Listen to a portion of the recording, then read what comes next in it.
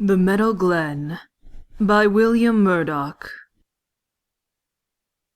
My mother told me once of when a young hare ventured from her den, and as she danced in field and glen, the world sang joy about her.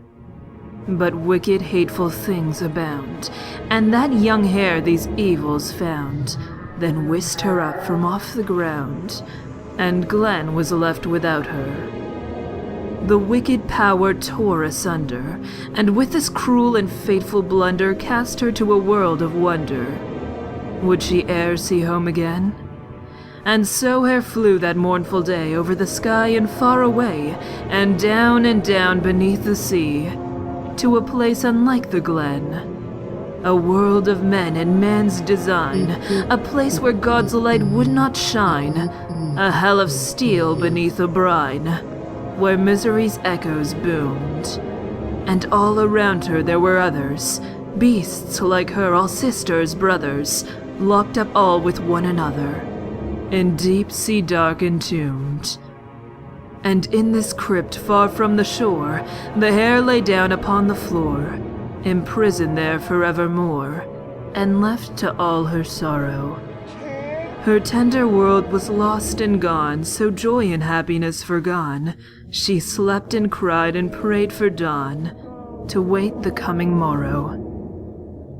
The hound was still, the bird said naught, the fox denied he had been caught. The bear cried, "This is just our lot," and surrendered to his pain. But the cat stood up and shook his head, rising up from his metal bed.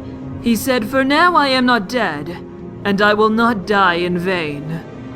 He cried aloud with much disdain, and tore about his stark domain, and said, "These walls cannot contain a force as strong as I." And the fox just laughed, and the birds all cried, and the bear nodded up himself and died.